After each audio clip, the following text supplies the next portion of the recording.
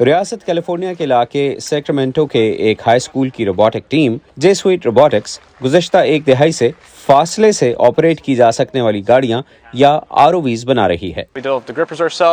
ہم نے سب کچھ خود بنایا ہے، مثلاً کیمرے، گریپرز اور ایڈجسٹ کیے جانے والے بوئنسی سسٹمز۔ جے سویٹ روبوٹکس نے حال ہی میں کیلیفورنیا کے علاقے لانگ بیچ میں ہونے والے ایک مقابلے میں مینیٹی نامی اپنے زیر آب ڈرون کی نمائش کی۔ مینیٹی ڈرون ڈوب جانے والے بحری جہازوں کا نقشہ بنا سکتا ہے اور ماحولیاتی منصوبوں پر بھی کام کر سکتا ہے۔ کیمرے، گریپرز، ایڈجسٹیبل بوئنسی سسٹمز سب ہم نے بنایا ہے۔ 1915 میں انٹارکٹک کے پانیوں میں ڈوبنے والے بحری جہاز اینڈوینس کی ROV کے ذریعے حالیہ دریافت نے بہت سے لوگوں کو حیرت زدہ کیا ہوا ہے۔ اس پروجیکٹ پر $1 کروڑ لاگت آئی۔ تاہم شوقین افراد میں ROVs زیادہ مقبول نہیں ہیں۔ کئی اسٹارٹ اپ کمپنیاں ڈرونز کی زیر آب بہتر کارکردگی اور لاگت میں کمی کے لیے ڈیزائن میں تبدیلیاں لانے کے ساتھ ٹیکنالوجی کا اضافہ کر رہی ہیں۔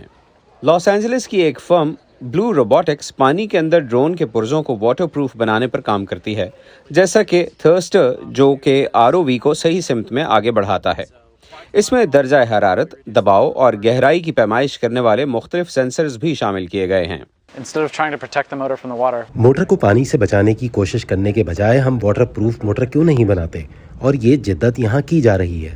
سمندری ٹیکنالوجی کے ماہر فریٹزر اسٹیہر کا کہنا ہے کہ یہ نئے زیر آب ڈرون گہرے سمندر میں نہیں جا سکتے، لیکن یہ ایسے مقامات کے لیے استعمال کیے جا رہے ہیں جو غوطہ خوروں کے لیے غیر محفوظ ہیں۔ یہ ان لوگوں کے لیے بہت اہم ہے جن میں سمندر کی کھوج کی صلاحیت ہو یا جو اپنے ارد گرد کے ماحول کو جاننے میں دلچسپی رکھتے ہوں۔ فضائی ڈرونز کے برعکس ٹیکنالوجی نے ابھی تک پانی کے اندر مواصلات کا مسئلہ حل نہیں کیا ہے۔ اس وقت ان ڈرونز کو ٹیتھر کے ذریعے کنٹرول کیا جاتا ہے۔ جینا ڈولوٹ کے ساتھ محمد عاطف، VOA نیوز۔